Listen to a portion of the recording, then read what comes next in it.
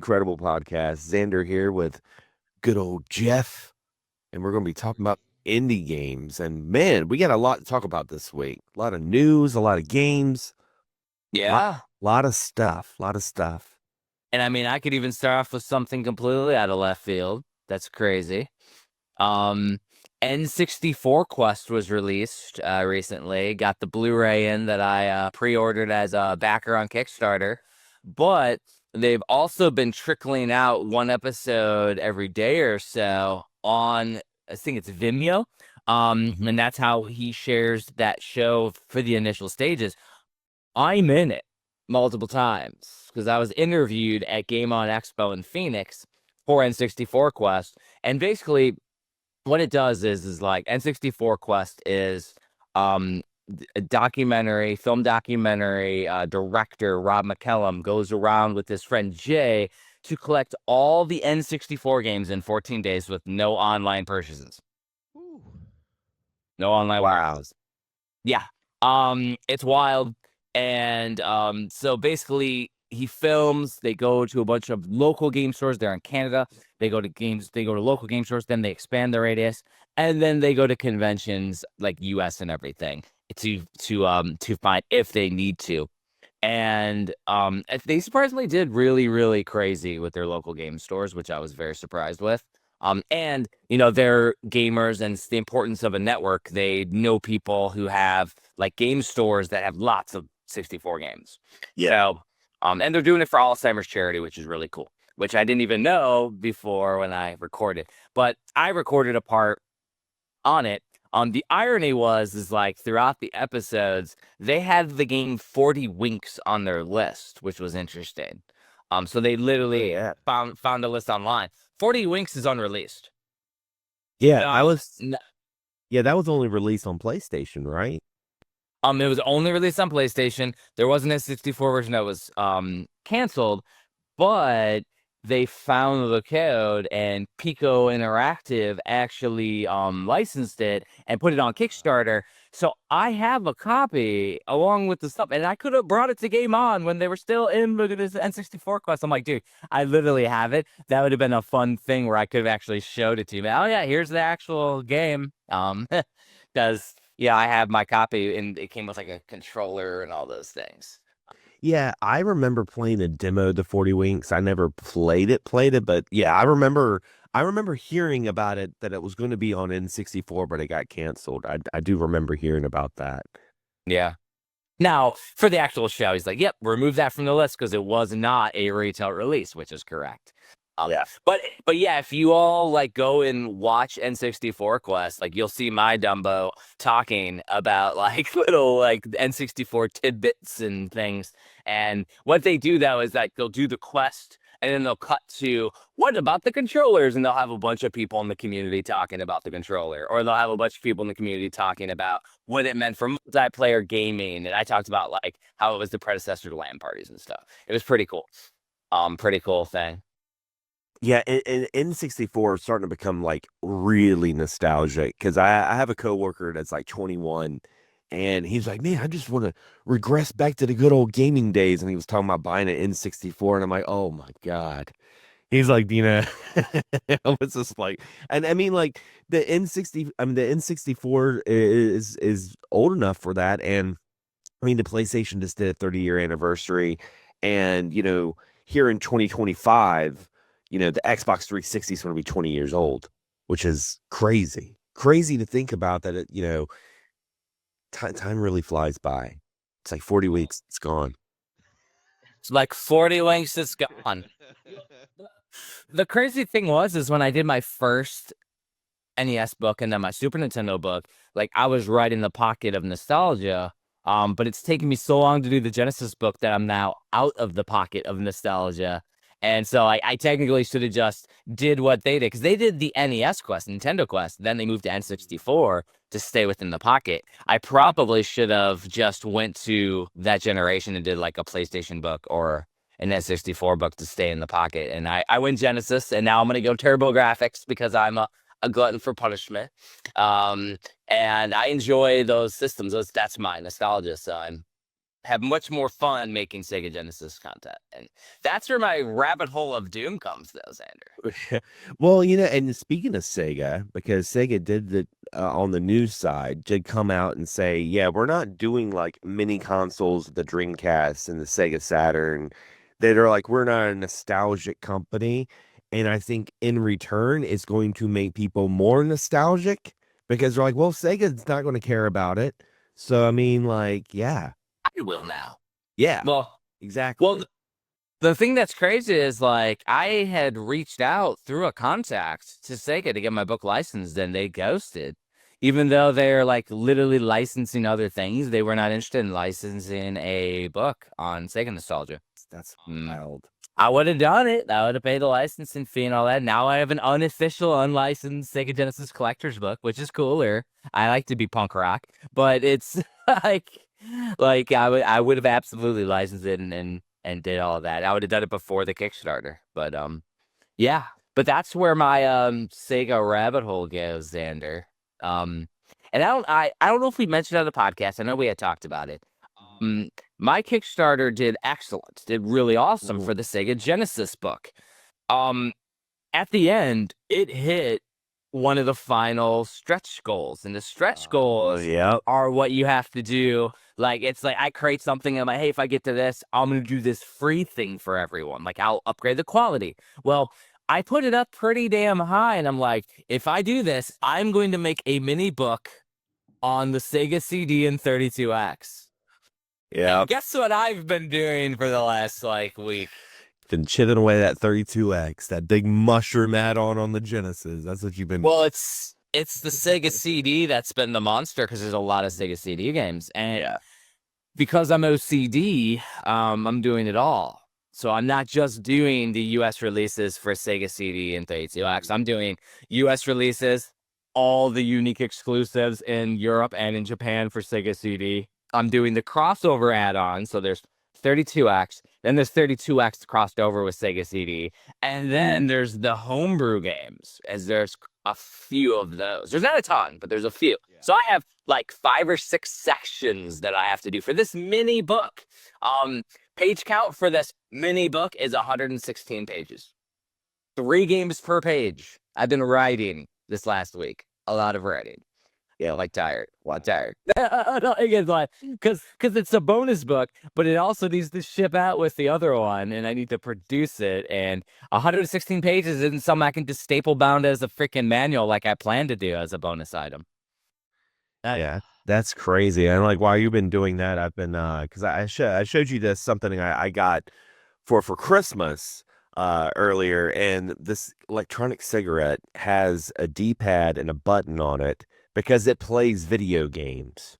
Like plays this game called F-22, which is pretty much 1943, Patinaes, which is pretty much Pac-Man, and Tetris Stack, which is Tetris, which is, what's funny is when you select the games, it has those titles, but when you go to it's the actual ROMs.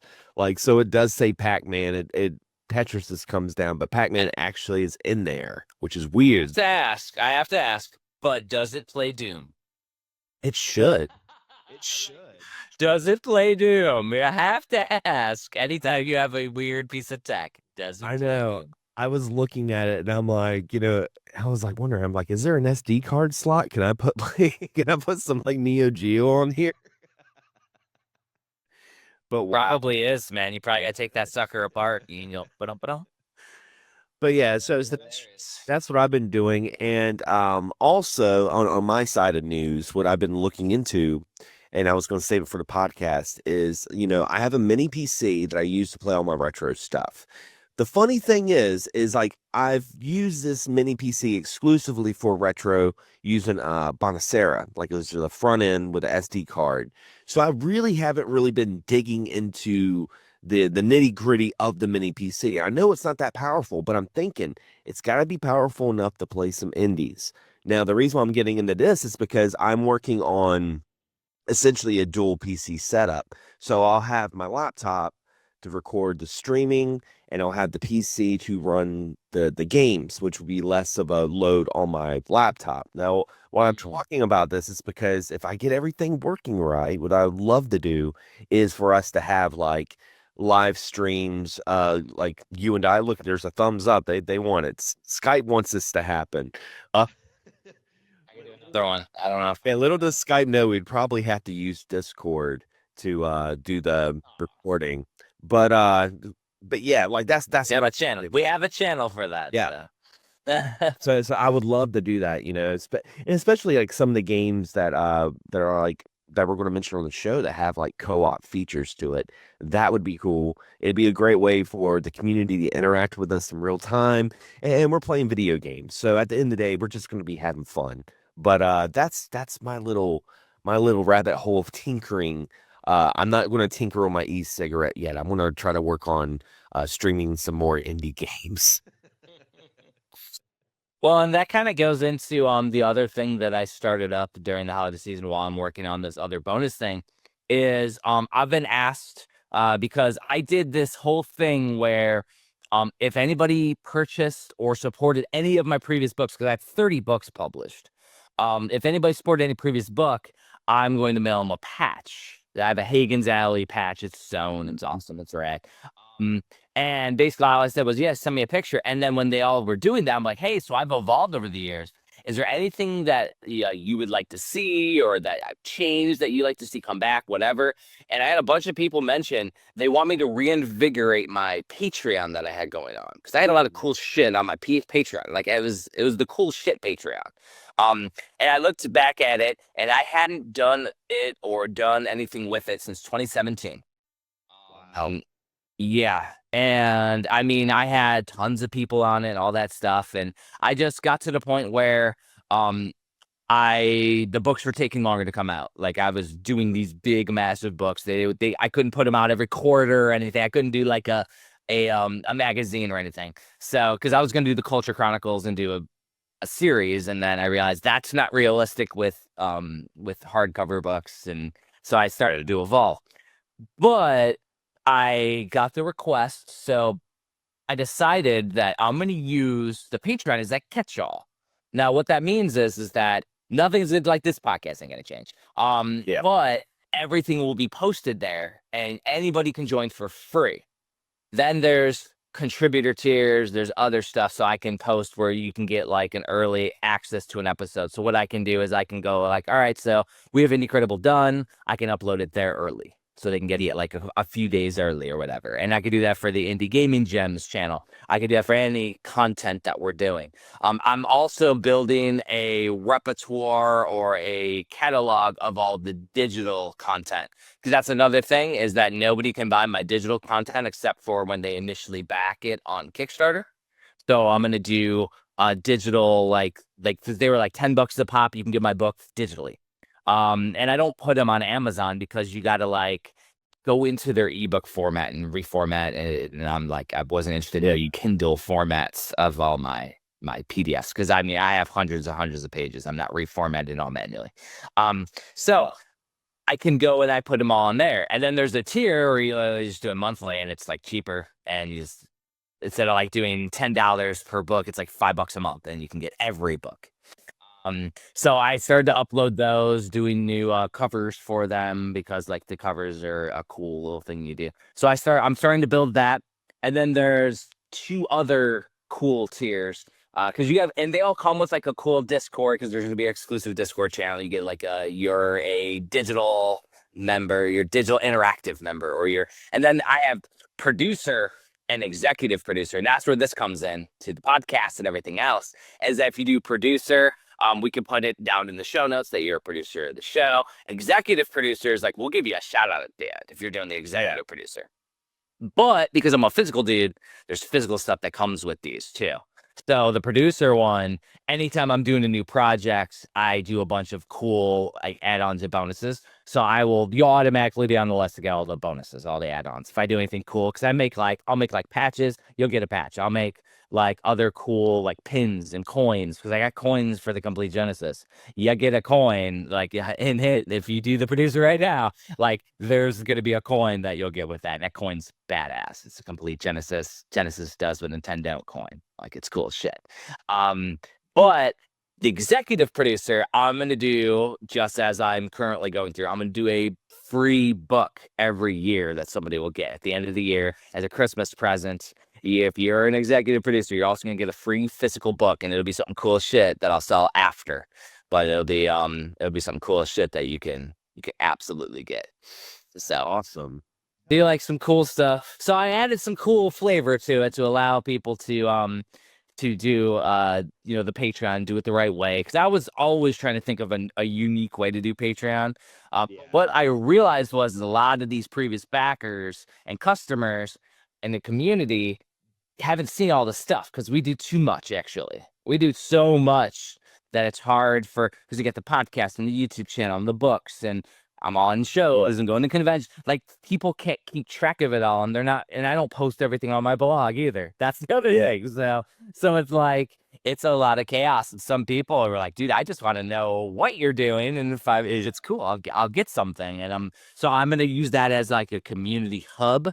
And there is a free tier, so you don't have to it's not like it's just paid. Like it's kind of cool.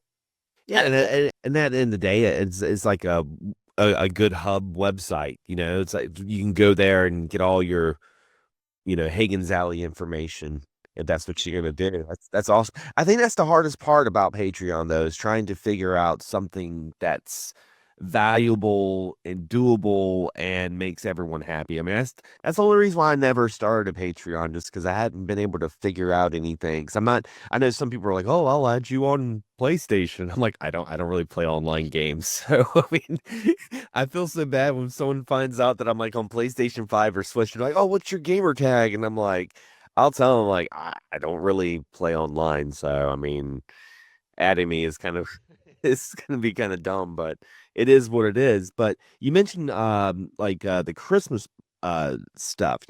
You mentioned that. Something I've been playing was from our Christmas episode, the game that you sent me, Mask of Mist. I've been playing Nice. that. And man, it's a really good game. What's really cool about it is it's a bite-sized adventure with a wide scope.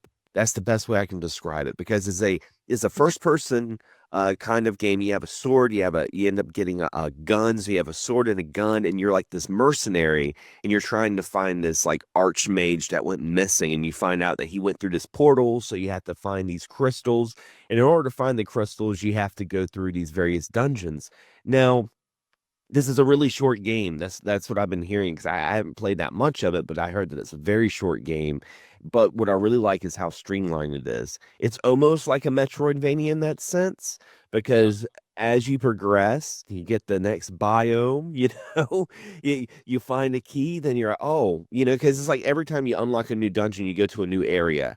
And there's going to be a lot of stuff that you look at. You're like, oh, well, I got to fix the crank on that. I got to find the key to open up this door. Oh, there's like a secret wall here. It's like it gives you hints of what to expect. And then you slowly start doing the puzzles and it all comes together. And I mean, there's a little bit of combat. It's not really that heavy in the combat. It's more heavy in the puzzles and a lot of aha moments. I had a lot of moments that I was playing. I was like, okay.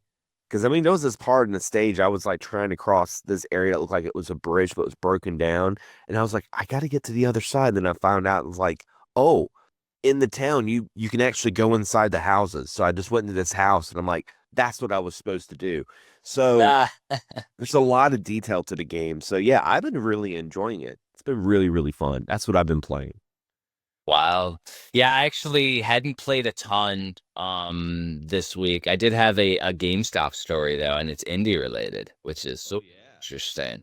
Yeah, so I went into GameStop, and this was like a few weeks ago, and I saw the Chromatic and went down a rabbit hole because I realized, oh, there's a new Game Boy Color like console that they're selling at a GameStop, and it's like you do a little research, and it's like metal alloy, and like it's awesome, but it's $200, so it's like kind of expensive for what you're going to get, because like I have an analog pocket, so it does everything that I would want, and more. Whereas if I wanted the best Game Boy Color, that's the Chromatic. Yeah. But fast forward to the other day, And I'm going with my daughter, and we're going to get like lunch. And after lunch, I'm like, hey, let's go walk over to GameStop, because in Texas, there's like it's like an outdoor little mini mall, and you can like walk between shops. So I'm like, hey, let's go walk over to GameStop. So we walk over there, and I found out or realized that ModRetro, who does the Chromatic, is going to release its own games Oh, in GameStop. And it's already happened. whoa. It's already happened. So there are brand new indie Game Boy Color games being carried in GameStop. And that nobody's talking about it. Nobody's talking about it. Wow. And so I went into GameStop and I go, hey, do you have the Chromatic games? And they're like, well, let's look in our system. And they're not listed as Chromatic. They're listed as ModRetro. And so it was very interesting, because they're like looking it up and they're like, oh yeah, it says we have 5 of them. They're nowhere in the store. And so I'm like, okay, well, they're like, well, if you're interested in buying them, let us know. I'm like, yeah, I will buy them. Like, worth it. So they're like, well, we close in an hour and we're too busy. And my daughter, I look around, there's nobody in the store but us. What's going on? And so we're like, and so she's like, yeah, well, I'm not going to get them. Like, you can leave your phone number and we'll call you back. And I'm like, I could just go online and buy them. Yeah. Well, you let me know what you want to do. And I'm like, so they absolutely did not want to go and find the box in the back that they were in. And there's 2 people. One could have went in. Yeah, maybe one of them was like, yeah, I'm taking these games home with me. Maybe they didn't send as many copies, and they were like, man, I want to buy these games. Well, so the thing is that they're $40 at GameStop. So I ended up going home. I'm like, actually, like, they like kind of like blew us off. So I just walked out. Like, we're like, Yeah. I'm like, I was kind of mad. My daughter was like, because she's almost 13. She's like, man, she was like, came off nice, but she was really rude. Yeah. My daughter, I'm like, she was really rude. And I'm like, yeah, she was pretty freaking rude. But it's to the point where like, that's why GameStop gets bad ratings, because like they literally did not want to sell the guy who would collect them the games. And they're not on the store shelf. They're not being marketed. Nobody can see that these things exist. Nobody knows they exist because it's not marketed anywhere. And they're in the back and they won't even go get them. Yeah. Wow. That's wild. So anyways, I went home, I went onto the website, and they had 5 of the games in my GameStop, is what they said. There is a 6-game pack. And it's like some percentage off right now. And so you essentially get the 6-game free.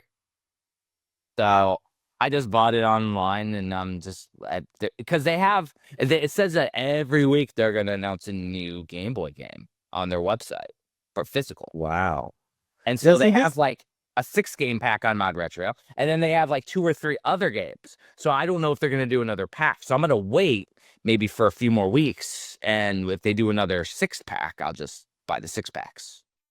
See, and this is where GameStop's completely backwards, because they just stopped selling the Game Informers. Like, could you imagine if they turned like ModRetro into a physical magazine that you could get from GameStop and find out about these games? It could be collectors, like they're missing a whole revenue and not even talking about it. Like, I didn't know anything about this. I hadn't seen anything about it on YouTube or anything like that. But I mean, there's essentially official but homebrew Game Boy games being sold in a brick and mortar shop that's just completely not being talked about. That's so weird. That's Extra market retail. Yeah, extra market Game Boy games being sold at retail, not being talked about. You see all the Chromatic videos because ModRetro is sending the consoles to people, and they're sending some of these games to some of the people. Some of the new games, and so they're like, oh, I could check out these games, and they all have like different like shells, like they did with NES Homebrew, where they're different color cartridges. They're doing that, but like they would send a couple games.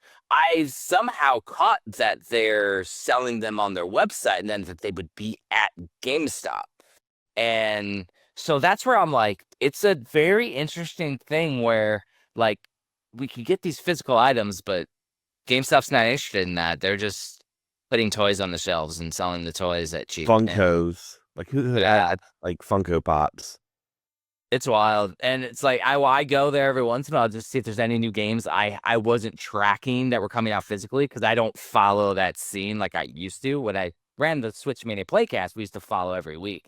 Now I don't, so I'm like, oh, here's ModRetro, or you know what I mean? Like I'm not following the physical realm as much because I just follow the indie publishers like Premium that I work. Imagine going to GameStop and your sole purpose is to buying video games instead of a Game of Thrones waffle maker. Who would have thought? Who would have? Who would have thought that a guy coming in saying that they're interested in this random thing that nobody knows about would want to buy that, and that the employee doesn't even want to get the games out of the back to sell them to the person who would buy them. I'm telling you that they're wanting them. That's what it was. Because I used to work at a GameStop. I know like some of these sleazy people, and they probably got a small number. They probably got a small number of these cartridges, and like probably one of them was like, "Yo, these are dope. I'm gonna buy these like after work." And like you came in, they're like, "Oh, we don't know where they're at." I mean, well, the thing was is that the girl I was talking to was early 20s, maybe late teens. There's no way she even knew what a Game Boy Color was. Born after him. So it was like she was just being kind of rude. Yeah. And like they're all young as hell. So I feel like again, we're old, Xander. And I don't feel like anybody knows what this shit is, but like us that are in our older ages, as my daughter says, boomers. We're a couple of boomers. Don't get my get your walk. I mean 360's turning 20 this year. So I mean, yeah, I'm old. Sands of time. Just dude, it was like yesterday. We went and dropped my daughter off. She's doing a sleepover, and we go to dinner, and I'm having a margarita, and then we come out, and I'm like, all right, cool, let's go like watch a movie and go to bed. And I'm like, it's only 6 p.m. I was like, freaking like we ended up going and watching Squid Games the next season and all that, like a bunch of them. But I'm like, dude, I literally thought we went to the Blue Plate special with the old people. I was like, that's awesome. That's amazing. I did not even realize that we did that shit. It's so cool. Well, I was about to say, well, speaking of awesome, I was looking at some of the trailers of some of the games of this week's episode, and man, going through some of those, the one that really stuck out in my mind was the Anime Flux. Anime Flux, which is the second game on the list. That one is a co-op Metroidvania with 2 genetically enhanced soldiers, special agents of the theocratic dictatorial regime. In other words, this is getting way too freaking fancy, right? Way too freaking fancy for an indie game. But essentially, you have a multiplayer Metroidvania where you can play 2-player co-op. I don't know if it's online or if it's just local. I think it's split screen co-op, shared. So it says remote play together. So remote play together means we can play together remotely online. So this might be what we were talking about earlier, where you see your streaming setup. You might be able to drag my old ass if I'm not at home sleeping and old. Had too much of the blue plate special, and you're like, all right, I'm ready to go to sleep now. Oh, I had some strong tequila. It was delicious. But no, this game looks amazing. Like for Metroidvania perspective, it has like awesome graphics. It's just like lots of shiny colors, and like this game. That's what drew me in was the shiny graphics. And I like co-op Metroidvanias because it makes you think of Portrait of Ruin. Like Portrait of Ruin's one of my favorite Castlevanias, and it made me think of another indie game. It was like Gal Gardens. Yeah, that was it. That was a really fun, surprisingly not Metroidvania. It was I thought it was a Metroidvania, but it's all stage based. But normal Metroid or normal Castlevania. No, the interesting thing is this also goes into a previous episode. The name of the game is very similar to other games with the Anima. Like there's a bunch of little games that have an AE Noctruses and all this. They all have very similarly complicated names. And they're with an A, Anima, Enemy, like all these things. I call it Anime Flux. I mean, I had a Xander Scramble right there. Oh yeah. Well, it is the year of the scramble, but the thing is though, is that this is like its own thing. But again, the naming conventions, because there's so many games. So many games. Remember, what have we been saying since we started the podcast? What, 14,000 a year? Yeah. The official total came out, it's way more. Oh, really? 24, it was close to 20,000 games, not 14,000, 20, another 6,000 games, just 6,000 more to play. Like, it's insane that there's close to 20,000 games this year, dude. That's crazy. And so, like, in order to, you know, be unique, you have to have its own unique name. So inherently, you're gonna have game names that are gonna be similar. So with Anima Flux over here, you're like having a name that's weird, but then you look at it, it's like, this game's freaking awesome. And like, doing all this, doing this show, like enjoying it, like it makes me not want to make games. Like, Yeah. you know, I will play and enjoy, and I will review them, and hopefully we can spotlight and highlight as many as we possibly can. But like, I'm not going to jump into this with them. I'm going to enjoy what they do. I will support through, you know, physical indie publishers, physical publishers, to preserve them. But like, making my own, because everybody asks, when are you gonna make your own game? Like, I'm good, man. There's 20,000 games. I will never be able to publish every game physically. Indeed. And I feel like if this game that we were just talking about, if it really draws you in because of all the shininess, there's another game on our list. It's called Emberdrift. Emberdrift. Emberdrift. Yeah. Dude, that game is insane looking. It's like a fast-paced Metroidvania roguelike. Like, there's like spots where I'm watching it and you're like grinding on gears and going around like almost like Sonic style. Yeah, that's like, what made me platform. Dude, it looks so cool. It's so shiny. The graphics like pop, and like, it's just an awesome looking game. And the fact that you get all these unique weapons and abilities just makes it like stick out to me. And like, this is the crazy thing is like, all these have come out since I did my last volume of the Metroidvania Chronicles. Like all this stuff that's just like outstanding, and I wasn't even tracking what's coming out, are released. Yeah.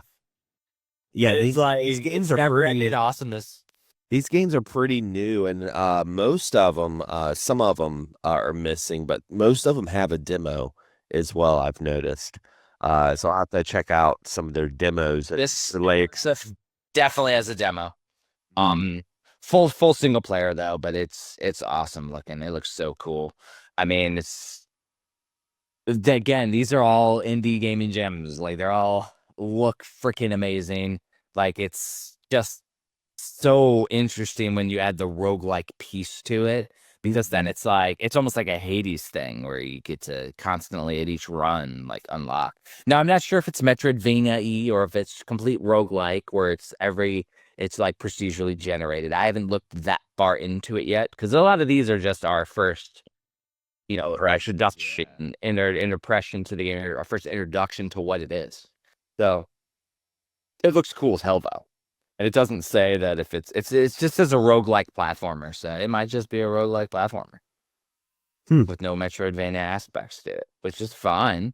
I am 100% cool with that, because the progression in a roguelike is getting weapons and abilities to slowly progress as your skills increase.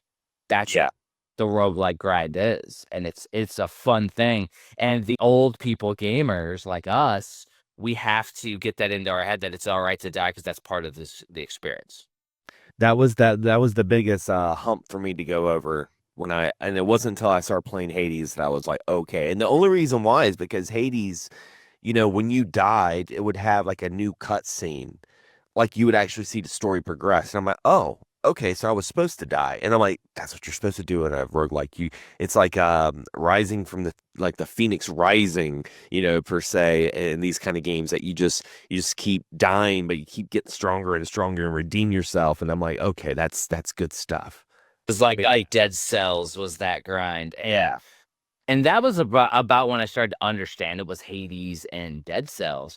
But there's an interesting game that I played a while ago. It's an indie game, but it's an earlier release on the Switch. I don't know if you've ever heard of Tumbleseed. Oh, yeah. I never played it, but I heard about it. So if you've ever played in the arcades, as old people do, ice cold beer Ice Cold Beer was an arcade that's like a big old screen, has a bunch of holes, and you have this bar and this and it has a marble, and you got to go around it and you drop it in the light up holes. And then it'll like light a ball, you bring it up, you drop the ball in, and then it goes back down and the hole's a little higher. And then you got to weave in and out of the other holes to not drop it in the wrong one. Well, Tumbleseed is basically you use the different pieces on the Switch and it does the actual ice cold beer line, but it's a roguelike and there's enemies and shit. And I didn't understand roguelikes when I played it, so I absolutely did not like the game because I was like, oh, I don't like this because I keep dying over again. I don't want to die to get through the level. And so I'm thinking now that it's been many years since I've played it, and I own the game on Switch. Maybe it's time for me to retry it out now that I'm comfortable with what a roguelike is and starting over and over again. Yeah, there's a lot of games. I mean, maybe that could be a good episode of us revisiting roguelikes that we kind of, threw to the wayside back when we didn't really understand it. Because I have a couple of roguelikes on my Switch of like games that were sent to me in the past or, games that I played that, I didn't really understand what a roguelike was. So Exactly. I didn't grasp it as much as I would now. So Tumbleseed's it looks really cool. The graphics look great, and you literally can use the Switch. You can use the touchscreen on the Switch. It's a fun looking game. I just absolutely did not like it during the first like couple years of the Switch. Just because like I was like, I don't like dying this. Like I want to play and play good. And I played pretty damn good on the ice cold beer machine. So I was like, what the hell? And then there's actually a fan version called Ice Cold Kong where they made like a Donkey Kong version ooh, of it, of the ice cold beer. that Yeah, was it's a really cool one. It's a and, really and cool one. And I was gonna say, kind of going away from like the retro s of indie because something I always try to stress to folks, especially when I'm talking to folks like at work or something. I'm talking about It ain't retro. yeah, it's not just retro because this game is definitely not retro, but it's definitely indie, and that's Azura's Crystals. Ooh, yes, dude. This game looks dope, dude. Dude, it looks like a classic indie like exploration game, like 3D. Mhm. Graphics look amazing, and it's like maybe PS2, PS3 era. I was gonna say it kind of gave me vibes when I played Beyond Good and Evil on GameCube. That's what it was kind of making me think of, like an old GameCube 3D platformer, you know.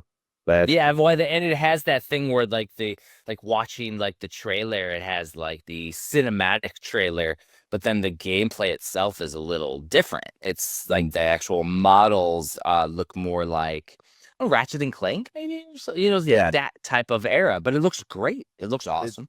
the UI and the inventory looks very like Zelda Ocarina of Time looking too. Like looking at some of the item screens and stuff, like when you collect the crystals, like the inventory looks very, Ocarina of Time, which I'm all about. Like this game looks awesome, and it's one of those games. Like I said, it's not just a retro, 16 8-bit inspired game. Nothing wrong with those games whatsoever. But, I always try to push on some folks when I'm talking about indie that's not what indie There's variety.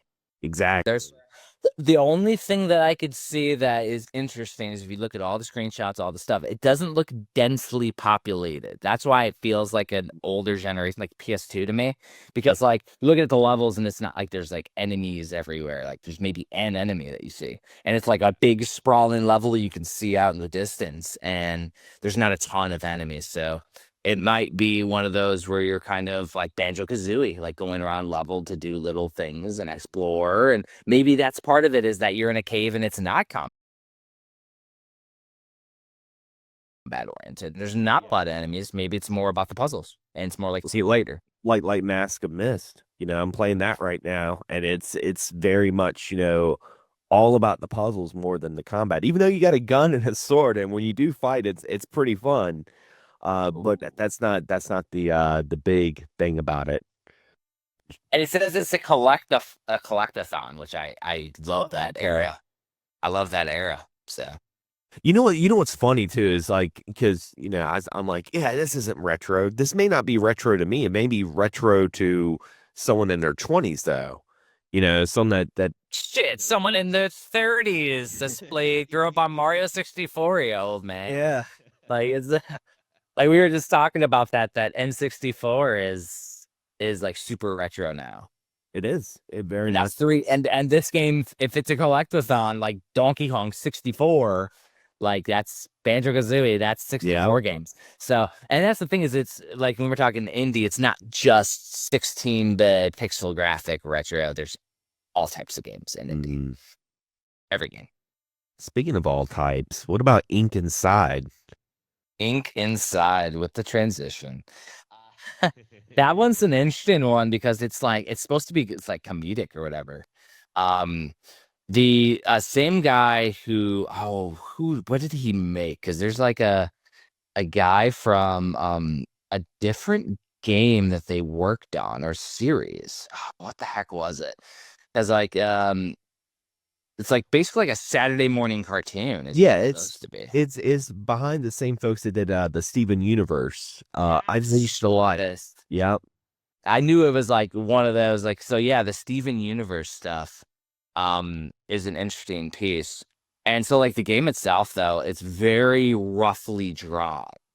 Like it's I wouldn't even consider it Saturday morning cartoon. It looks like it belongs on like newspaper or something or in a comic. I thought you were about that. I thought you were going to go deep cut and say the because everyone talks about the Saturday morning cartoons, but no one talks about the Sunday morning cartoons. You know, the Sunday morning cartoons where you had like King Arthur and Knights of the Realm and Earthworm Jim, the WB. For the folks that are listening right now, or like the Sunday morning cartoons were like not as good like production wise, but they were just as entertaining as Saturday morning back then.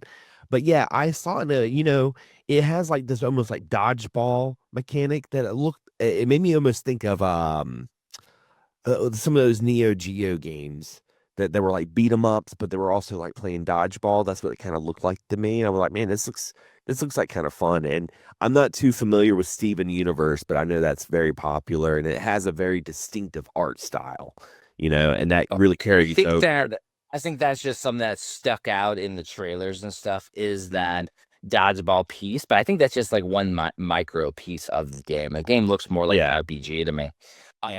Interesting thing is though, you mentioned Steven Universe a few times. Are you tracking what had happened on the Nintendo eShop recently with indie games? And not just even indie, but in like that specific thing. So there were a bunch of games that were licensed by Cartoon Network that were taken down, removed from the eShop, and they're gone.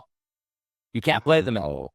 And this is like those games like Steven Universe and there was a fighting game too that was part of that series of things. It was like a beat 'em up.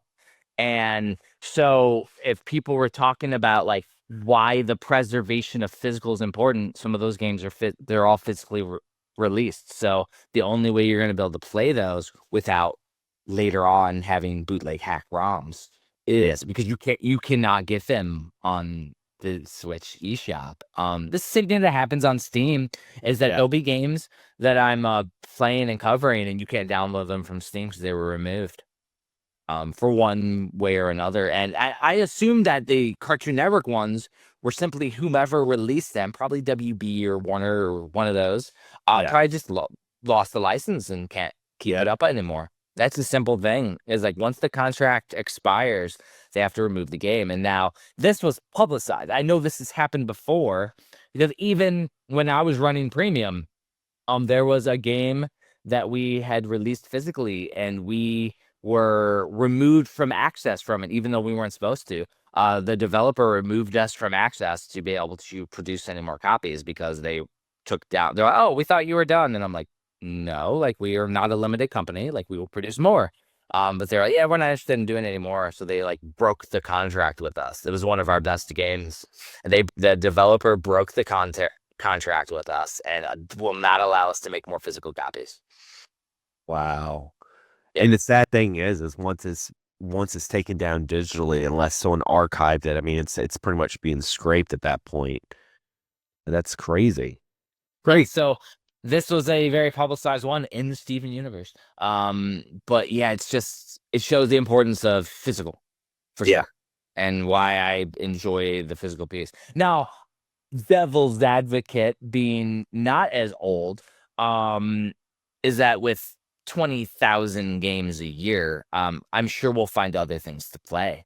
Oh yeah. So we don't have to hone on those few games that were gone. How about the other 19,990 games that are out there?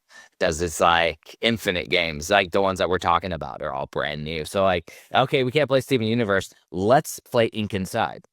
Yeah. And let's check that game out. Let's support the developers and the new stuff that they're making. And maybe it'll show those companies, hey, we want to play these games, and they'll relicense. That's when you get the remasters and the remakes and all that stuff. Yep.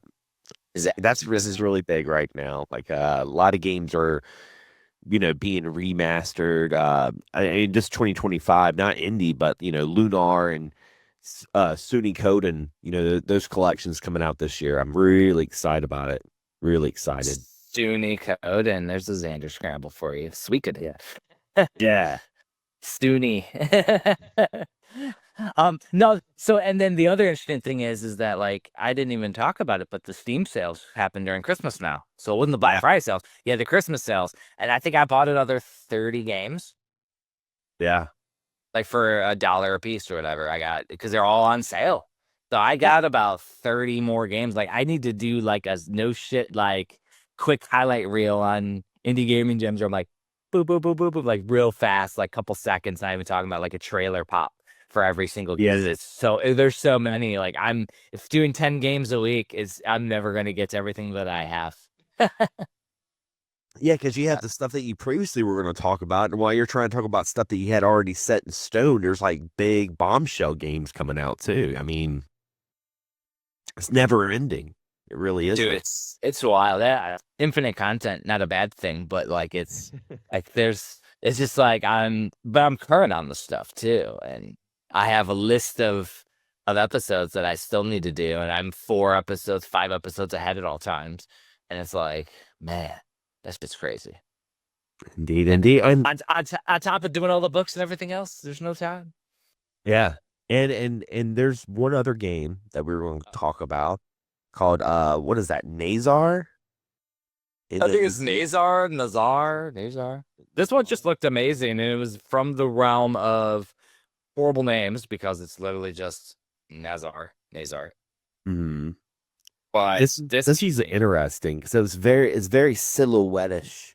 Like everything's kind of like your character, everything's kind of like in a silhouette, and the background kind of just, beams. It's a very interesting art style. When it's like beautiful looking too. It's called an FMV cinematic puzzle platformer. So you're talking, your classic Prince of Persia style games, Heart of Darkness on the PlayStation, like those types.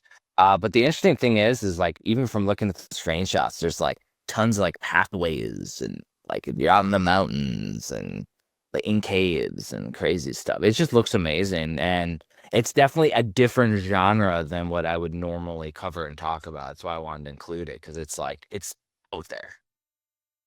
Yeah, they're like experience the world's fusion of FMV genre and 2D platforming. It's like, what? That's gonna be It's only $10 too. It's only $10. And like so there's just like so many awesome looking games. And I think like the developers like went to the locations and filmed them, is what I'm saying. Like they filmed the locations that are in the game, which is wild. Yeah, it looks very like artistic but very realistic. Like it's really cool. Like I think they filmed all the characters in the game and stuff and all the silhouettes. Like it looks really awesomely produced. Like this one to me was just intriguing just because of the process. And there is a bunch of games coming out, because how it happens is you don't ever see these things, and all of a sudden back to back, you're getting a bunch of the similar game all at the same time. It's like when I created one of my first NES collector's book, and all of a sudden there's multiple NES collector's book that all come out. So there's about 2 or 3 stop motion animation games that are coming out for like Metroidvanias and stuff, where people are literally doing stop motion claymation for the games. So It's like practical looking. This is the same deal. Is I'm seeing a lot of that now. So I think in 2025 we're gonna see a couple of those, maybe all of them, but maybe a couple of them get released. And we're gonna see this like Harryhausen style like gaming revolution in the indie landscape, which I think is gonna be awesome. I love that stuff.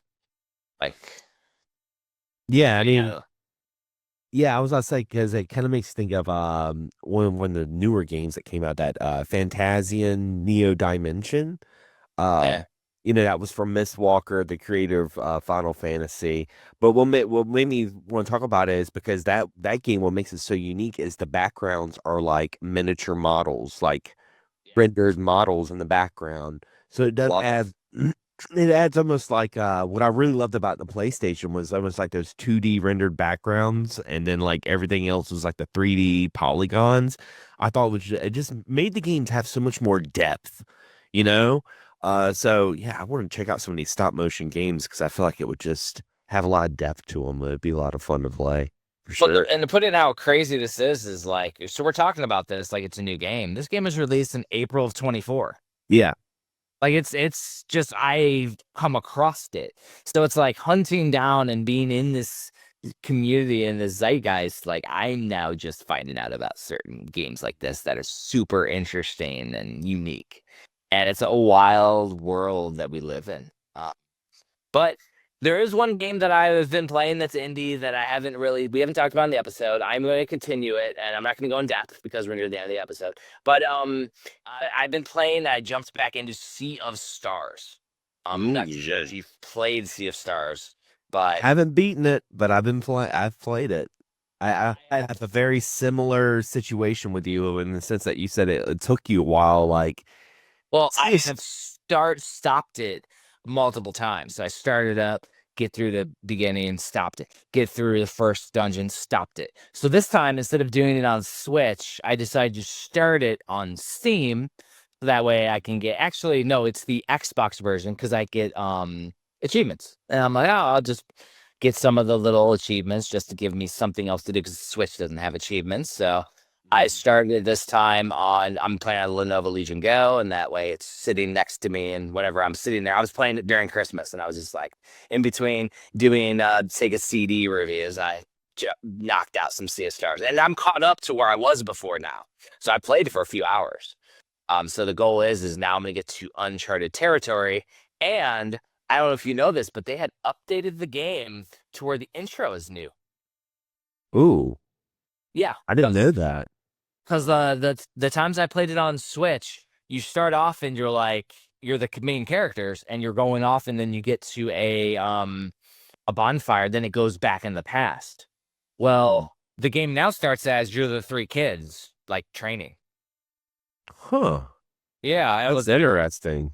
so they've made some changes. So I'm gonna note if there's any other new change. But actually, I'm all the way to the point now. But like when Garl, who's the third character, comes back, it's now like just part of the story. There's no like hinting of anything like there was, which is an interesting way to do the storytelling. But I know there's DLC, there's extra shit now. Yeah. It So was a good game. I need to finish it. It's one of those games that I played, then I ended up playing something else, and because man, we see Stars came out. That was like I was playing that towards the tail end of 2023, and I mean there were so many more games coming out at the time. But I do like the art style. It's really good. and maybe in the next episode we'll have a little part of our 2025 game beating list, like our maybe our resolutions for the year, maybe. Because I mean, we record a little earlier, but like by the time this area, we're already in 2025. We're already in the year of the scramble. Yeah. So you might as well add in some extra stuff. Indeed. Indeed.